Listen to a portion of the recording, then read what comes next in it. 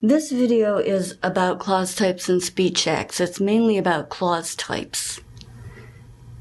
We're going to talk about speech acts because it's important to be able to tell the difference between a clause type and a speech act, so that when you analyze clause types, you don't accidentally analyze speech acts.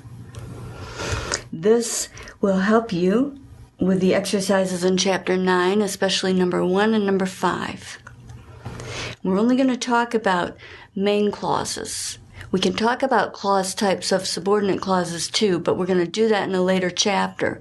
So right now we're just sticking with main clauses. When you talk about speech acts, what you're talking about is things that people are doing with words. Let's have a look at an example of a conversation. Look what happens between Marge and Homer here. She says, "Oh, careful, Homer." He says, "There's no time to be careful, we're late."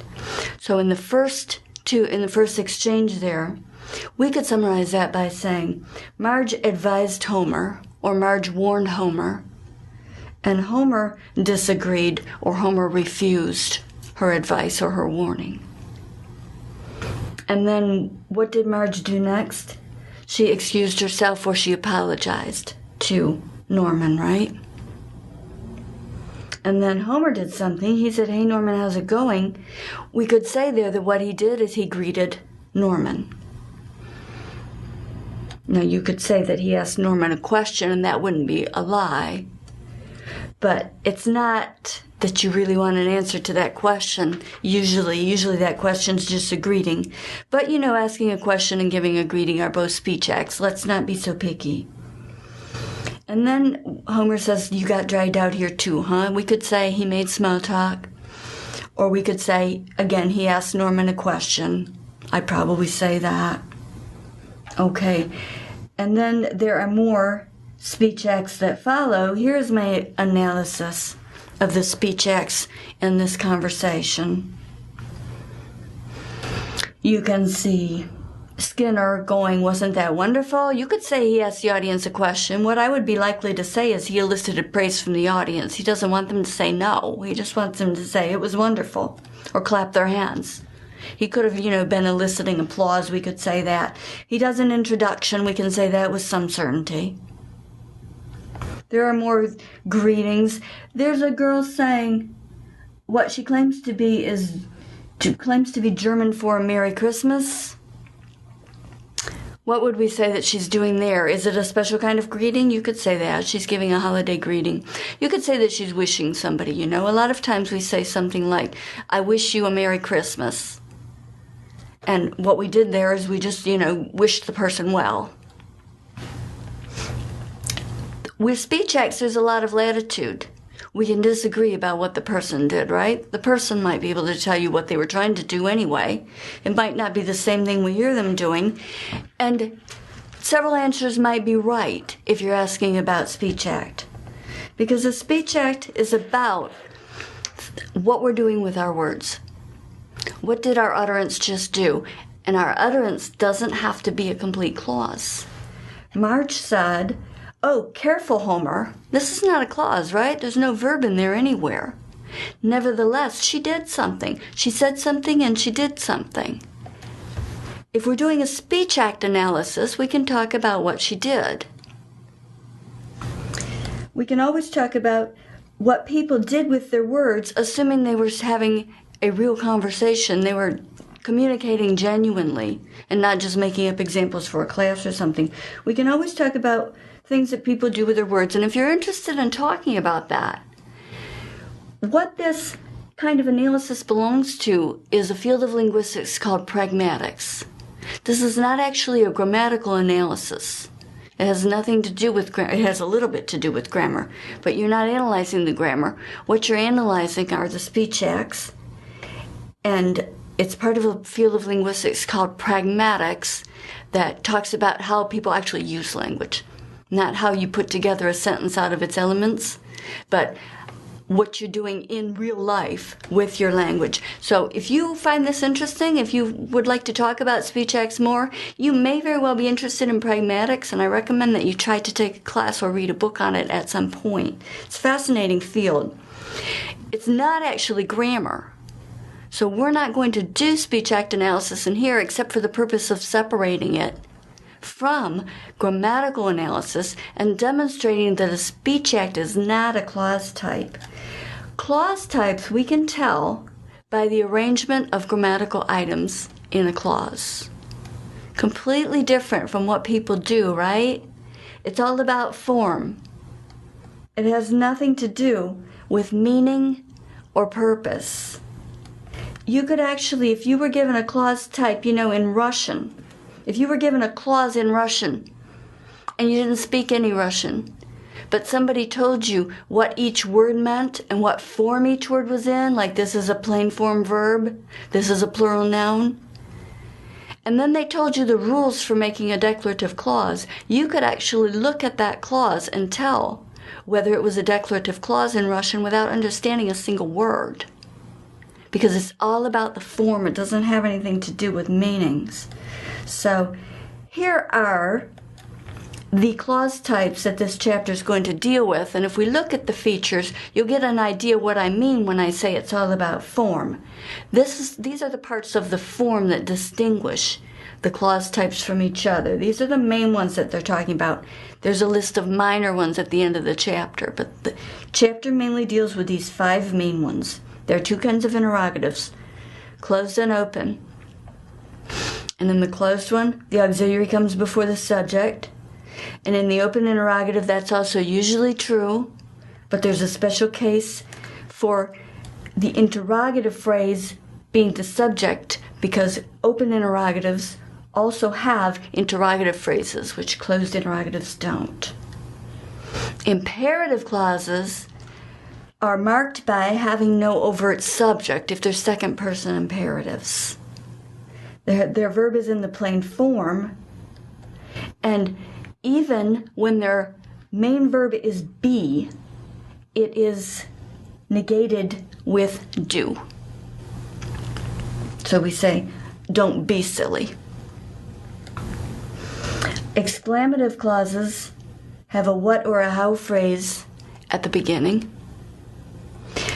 If it's what, that what is inside a noun phrase, it's not a pronoun by itself. It's not forming the whole noun phrase like what did you do. It's inside a noun phrase. If it's how is acting as an adverb, not as a predicative complement. And in exclamative clauses, the subject is before the verb, the regular old order, okay? Not like interrogatives. This will be really important later. Declarative clauses are the default kind. If none of those is true, it's a declarative clause. Usually, unless it's one of those minor kinds. Now, these features seem very complicated in the abstract, right? They're not that complicated in the concrete, so we're going to look at them. Don't worry about understanding all of them right here. We're going to take them one by one. The point I want you to take from this chart is that the clause type is identifiable just by the grammar. It has no connection to what the person's doing.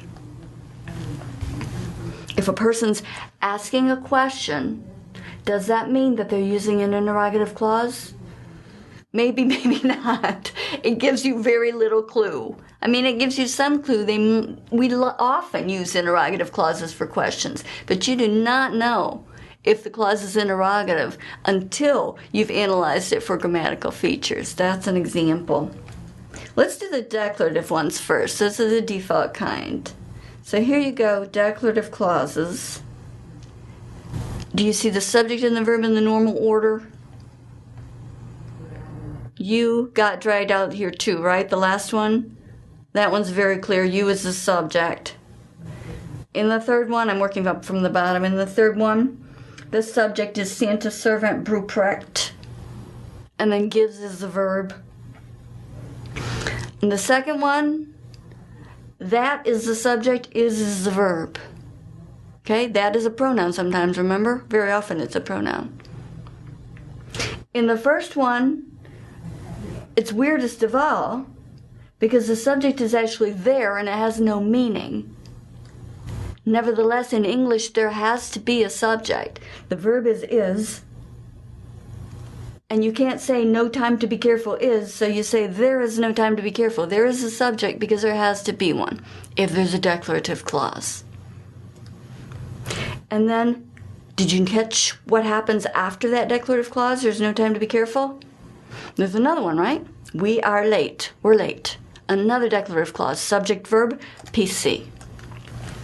Those are the declarative ones. Now, if you do something to them, then you make a different kind of clause. If you do something to this default, for example, if you move the auxiliary in front of the subject, what you get is a closed interrogative. So how about this? So you got dragged out here too. Homer said, so you got dragged out here too, huh? And you could say that was a question. Let's go back to that for a minute. Look at the last one here. So you got dragged out here too, huh? Did he ask a question? Yeah, I claimed he did when I did the speech act analysis, but his clause is you got dragged, blah, blah, blah. It's subject verb. That is a declarative clause. Now, the huh at the end, I guess you could say that makes a question. You can't say it makes an interrogative clause. There's no interrogative clause there with the auxiliary before the subject. Now, if Homer had done it this way, you got dragged out here too, didn't you? The first clause is still declarative. The form didn't change, so the type can't have changed. The second one, the form changed. Now, all of a sudden, we have a subject, you, and we have a verb, did, and the verb comes before the subject. That is a closed interrogative clause. And when you have a declarative clause and then a little bitty closed interrogative clause like this one at the end, that's called a tag question, and your book talks about them. That's just a term that you might want to know. It's not terribly important. The important thing here is to be able to see that didn't you is a clause by itself and it's closed interrogative because it's auxiliaries before its subject. So check out the other ones. That was wonderful would be declarative, but wasn't that, or that wasn't wonderful would be declarative, but wasn't that wonderful? Closed interrogative. You can't take a hint, declarative. Can't you take a hint? Closed interrogative. I may speak to Marge. May I speak to Marge? Closed interrogative. And here's another tag question. This is her sister, not interrogative. That is a declarative clause. This is the subject, this is the auxiliary. Isn't it? That's a closed interrogative. The auxiliary comes first. And in the final one, you also get a closed interrogative because is the auxiliary, and it comes before the subject, March. So the closed interrogative clauses, you mark them by putting the auxiliary before the subject. But they don't have interrogative phrases, at least not fronted, not at the very beginning of the sentence, and that is what marks the open interrogatives. The open interrogatives also have their auxiliary before their subject. Want to check it out? Clause here is, how's it going? And the subject, can you find it? It. And the verb is. And it is before it. Second one, you are. But it's how are you doing? So you've got the subject and the verb inverted in each one of these four. Sorry, in the first three. You've got the subject and the verb inverted in the first three. Ignore the fourth one for just a minute here. We're going to talk about that one more. What you also have that you didn't have in the closed interrogatives is your interrogative phrase. You have a how in the first one, another how in the second one, a where in the third one, and a who in the fourth one. Now, notice the order compared to a declarative clause. Let's take, how's it going? If that were declarative, it would be something like, it is going X, and X would be fine, or a certain way, or with difficulty. There would be something there, adverbial, at the end of the sentence in the right place, right? But when you put in it's going how, then the how moves to the front. And then it takes the auxiliary right after it. So you get, how is it going? Now you see how it works with the second one? Same way, right? You are doing fine. Fine becomes how goes to the front. Then the auxiliary goes with it, how are. Same thing with the next one. Bart is somewhere. But if somewhere becomes where goes to the front, and then the auxiliary also moves. And who also moved to the front, right? But even though who is at the front here, and yes, we do claim it moved, but the movement's invisible because what happens if this is declarative? Somebody did this.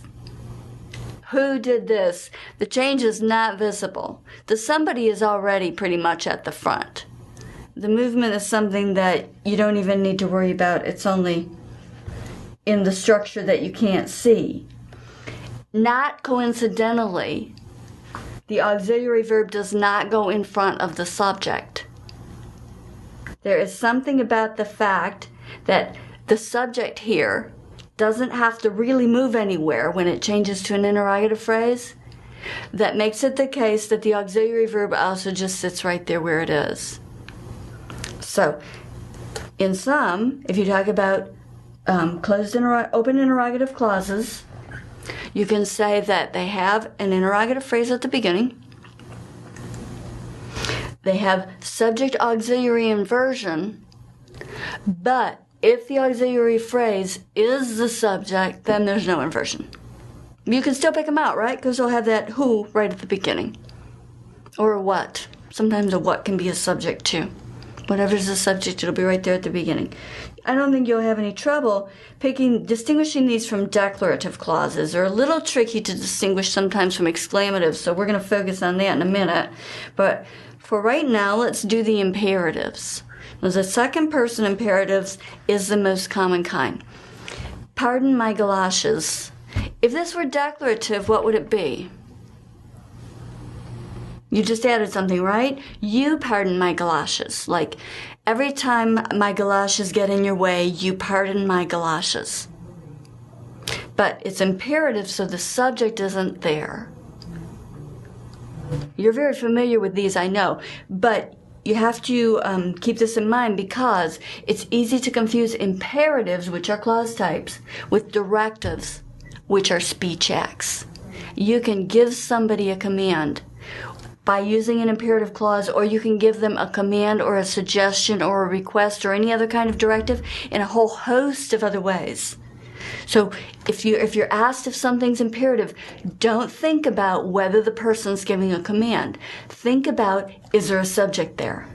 If there's no subject, and then, do you remember the second criterion? The verb is plain form. Right? It can't be pardons, it can't be pardoning, it can't be pardoned, it's plain form. So you get pardon my galoshes, turn on the juice, go, get your money, get in the chair. And then here's the third criterion for imperatives. If you make them negative, you have to add do, even if there's already an auxiliary verb there. Even if the auxiliary verb be is already there. Right? We don't do that in declaratives, right? If we say, he is silly, we negate it simply by saying, he isn't silly. We don't have to add do. But for the imperative, be silly, we do have to add do. Don't be silly. Those are the most common kinds of imperatives. Now, there's also a first-person imperative, and that's always with let and then the plain form. So let's, and then the plain form. Let's get some lunch. You can argue that there's a subject in that one, that it's us, but, let's just not go there. That kind's not very common anyway. If you see something with let's and then the plain form, call it a first-person imperative. You'll be fine. Now, the exclamative clauses do have overt subjects, and they have them in the same order as declarative clauses. So you have subject, verb, and check out the exclamative clause examples I've got here. Look at the first one and pick out the verb. And this is a tricky one. So look hard. Do you see it? And then look for the subject. Right there with it, right? This verb is have and the subject is we. They're in the right order. They're in the default order. Right?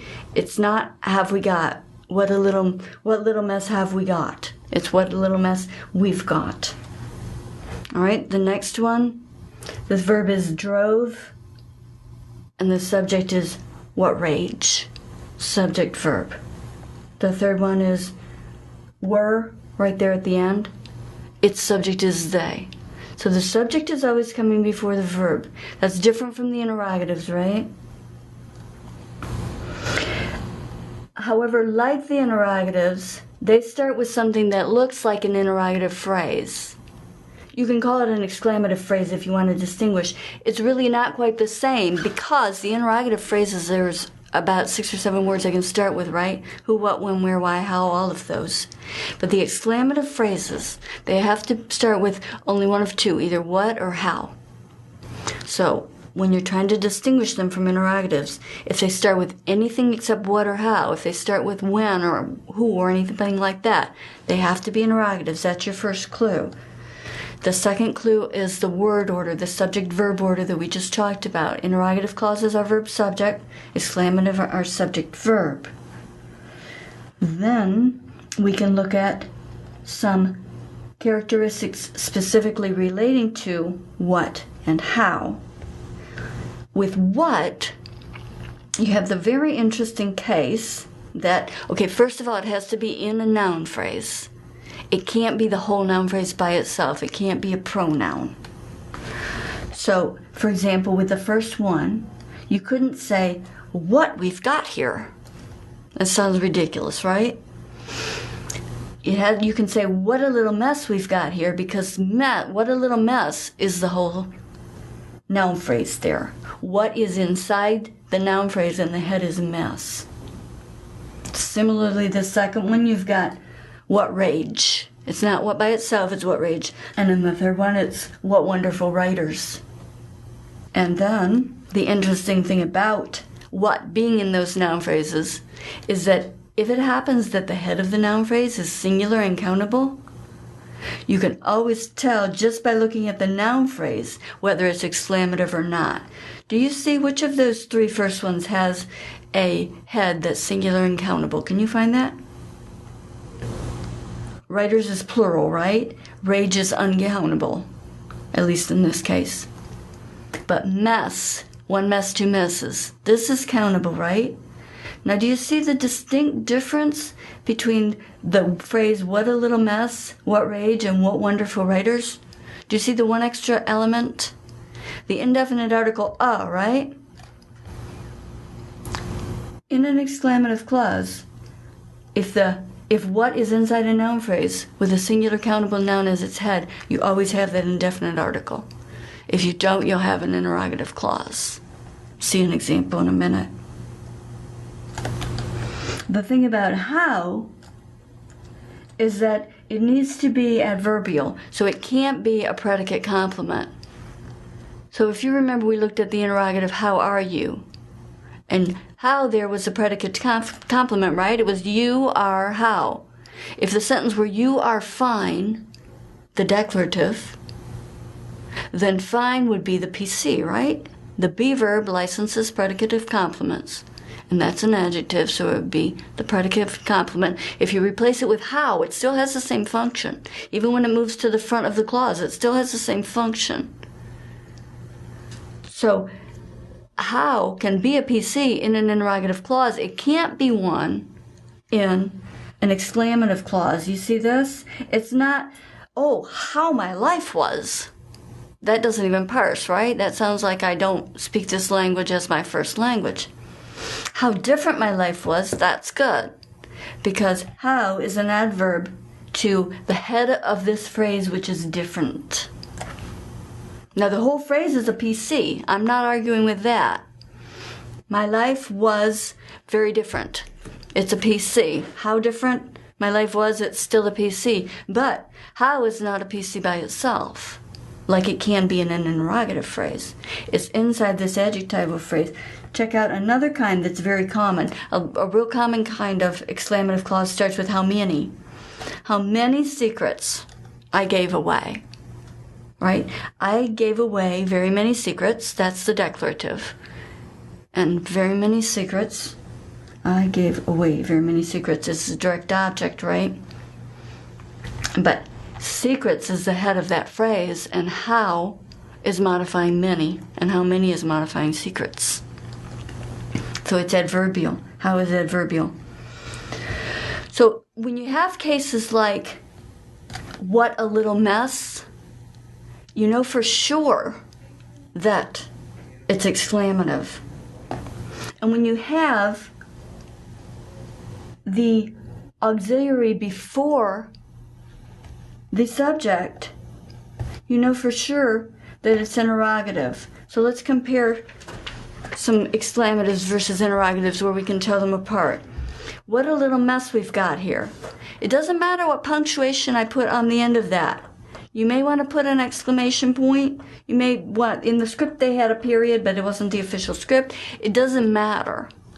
Punctuation has really nothing to do with clause type. You're just looking at the words. And when you look at these words, what are you going to see? You're going to see the subject before the verb, and you're going to see what inside a noun phrase, the head of the phrase is countable, and there's a right here. It has to be exclamative. Compare it to the interrogative. What little mess have we got here? See the difference? There's no inside that phrase. And you have auxiliary verb. Auxiliary subject rather than subject auxiliary. So you can tell those apart. How about what wonderful writers they all were? That's exclamative. Can we distinguish it from the interrogative, what wonderful writers were they all? You bet. We can distinguish that one, even though the what phrase is the same. We can distinguish it because of subject and verb order. And the same thing with this how one. How different my life was. That has to be exclamative, because if it were interrogative, we'd go, how different was my life? Similarly, how many secrets I gave away has to be exclamative, because we didn't say, how many secrets did I give away? You can tell by the order, but there are some that are ambiguous. There are some cases where you will end up with a clause that could either be exclamative or interrogative. What rage then drove us against these monsters? Remember that one? The key here that makes this ambiguous is that the what phrase is the subject. So it's already at the front of the sentence. And in the interrogative clause, there's nowhere for it to move. So if we made in this interrogative, there would be no changes to make. The what phrase doesn't have in it because rage is uncountable. And the what phrase is the subject, so it's already in that place. So you can say, what rage then drove us against these monsters? Or you can say, what rage then drove us against these monsters? And expect an answer. Sometimes they're ambiguous. They can be ambiguous when the subject is a what phrase and the head of it is a plural or uncountable noun. What the exercise asks you to do in that case is to say it's ambiguous and comment on the difference in meaning. So if you commented on the difference in meaning here, what would you say? Think for a second. Okay, what I would say is that if we interpret it as exclamative, then we will say that the speaker is assuming that there was a rage that drove his listeners and himself or herself against the monsters, and commenting on the size of that rage, which was large. The interpretation with the interrogative phrase would be the speaker is realizing that a certain rage, a certain kind of rage, drove the group, and asking what kind of rage that was. That's how you would comment on the difference in meaning. The important thing to keep in mind is that an exclamation is not an exclamative clause necessarily. You can make an exclamation by saying something like, oh, sorry. That could be an exclamation, right? It's not a clause of any kind. It doesn't have a verb. Or you can make an exclamation, you can make an exclamation that sounds like it could have been an exclamative clause, but you didn't finish it. You can say, how wonderful, not an exclamative clause. So remember that an exclamation is a kind of speech act. And don't say that. If the clause is exclamative, then call it exclamative. And similarly with the other kinds of clauses, remember that what you're looking for when you identify the clause type is not what the person's doing with their words, but really just the form of the clauses.